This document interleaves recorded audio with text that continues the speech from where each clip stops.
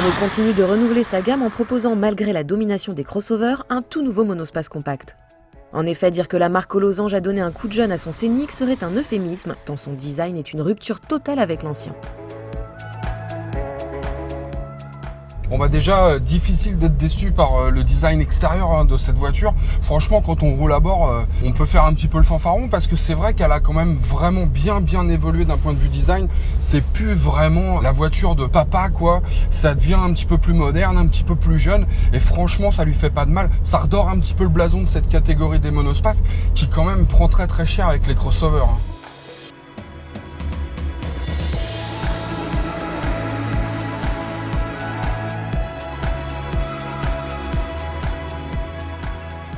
Quand on y voit une Super Clio ou le chaînon manquant entre le capture et l'espace, le nouveau Scénic ne laisse personne indifférent. Sa calandre s'étire jusqu'à ses projecteurs, ici full LED, et ses feux de jour C-shape. Ses flancs sont creusés et son bas de caisse rehaussé visuellement par des protections de bas de porte. Sa ceinture de caisse très haute réduit le vitrage au minimum et surtout ses roues de 20 pouces réparties aux 4 coins lui confèrent beaucoup d'allure.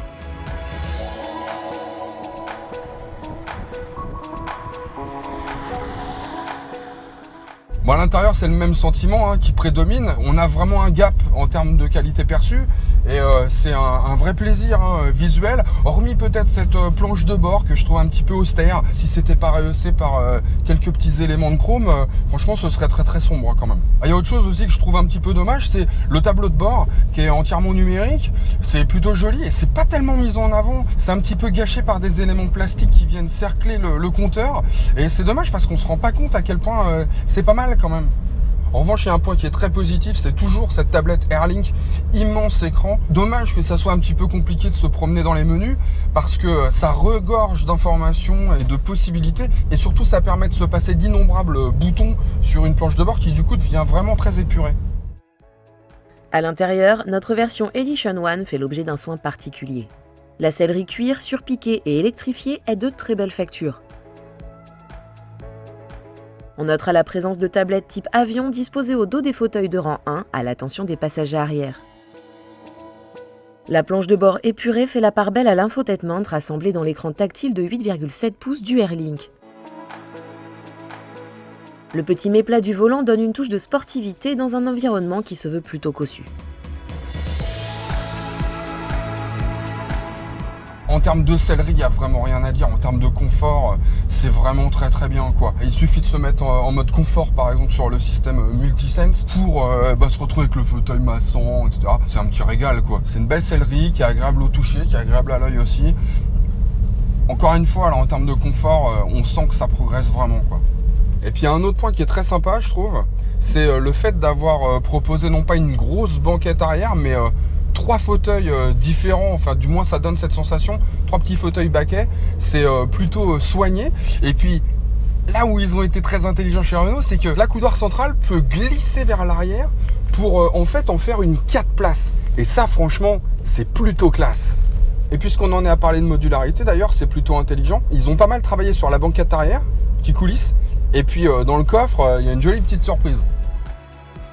De nombreux rangements sont disséminés dans l'habitacle et si le coffre ne dispose pas d'ouverture main libre, il se rattrape sur son volume en hausse et sa modularité. La banquette 2 tiers 1 tiers est escamotable via un simple bouton pour offrir un plancher plat d'une simple pression. De plus, elle est coulissante. Le coffre passe alors à 572 litres. C'est 100 litres de plus que dans le Renault Kadjar essayé sur motorlife.tv.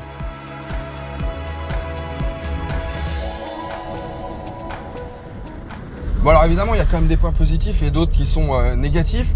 Un point très positif selon moi, c'est cet immense toit panoramique vitré qui permet d'avoir beaucoup de lumière et de se sentir vraiment complètement en liberté dans cette voiture. L'autre, c'est ces roues de 20 pouces. Malgré ces roues de 20 pouces qui normalement devraient vraiment rendre la voiture très inconfortable, Renault a vraiment très bien travaillé sur la suspension. On a une sensation vraiment de confort qui reste très présente. En revanche, un point que je trouve un petit peu négatif, c'est l'insonorisation. Alors pas tellement entre le compartiment moteur et l'habitacle, là c'est plutôt bien insonorisé. En revanche, on a des bruits aérodynamiques qui proviennent très certainement de ces espèces de pelles à tarte géantes là qui servent de rétroviseur, qui créent vraiment des bruits qui sont pas très agréables, arrivés à haute vitesse. Et encore, c'est pas non plus la folie. Donc c'est vraiment pour trouver quelque chose à dire. Et pourtant Eric, si le nouveau Scénic dispose bien du multisense, celui-ci n'intervient que sur la réponse à l'accélération, la sonorité moteur et la fermeté de la direction. Il ne dispose ni de l'amortissement piloté ni des 4 roues directrices Ford Control. Malgré tout, on notera encore une fois le bon compromis trouvé par Renault entre le confort et la rigueur de comportement. Même chose pour la motorisation, le bien connu DCI 130 est très confortable dans cette auto d'une tonne 5. Son couple important à bas régime est très appréciable, et bien sûr, dans cette série limitée Edition One, elle dispose de pratiquement toutes les assistances à la conduite proposées par la marque. Évidemment, cela a un coût, en l'occurrence 35 200 € hors option. C'est environ 1 500 € de moins qu'un Citroën Picasso Blue HDI 120 avec l'option cuir, mais c'est sensiblement le même prix qu'un Renault Kadjar Black Edition, un des best-sellers de la catégorie SUV, particulièrement dans l'air du temps.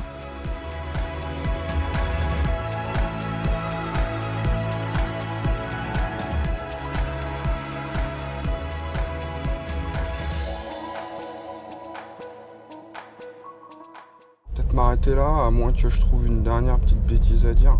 Premier point positif, vraiment, c'est cet immense, mais alors immense toit ouvrant. Ah, il n'est pas ouvrant. Je me marre parce que il y avait une jeune femme qui menait ses services sur le bord de la route, évidemment, et j'ai pas pu m'empêcher de regarder. Ah, désolé. Bah, on se refait pas, hein, c'est quand même. Je suis un garçon, quoi. Voilà. La honte. Moi, je pense que là, j'ai pas été trop mal là-dessus. Là, hein. Bon, il y a des fois comme ça où je pourrais être meilleur, mais quand même, globalement, je pense que j'ai pas été mauvais là. Le mec qui se la pète à mort. Ah ouais, mais c'est ça, bon, c'est un métier, quoi. Tu vois. Genre. Ah la quiche. Oh, qu'il est passé au ras de mes fesses là. Oh là là. Mais faut ouvrir les yeux parfois quand même quand on est au volant d'une voiture. Ça peut servir de pas être sur le téléphone, quoi. Oh là là, c'est effrayant ça. Ah oui, des fois je suis chafouin. Mais alors, là où c'est... Ah putain, le feu. Ah, le feu rouge là, le feu rouge. Il est rouge, pourquoi il est rouge au moment où je parle? Il fallait le mettre vert. Vert, pour que je puisse passer, continuer de parler.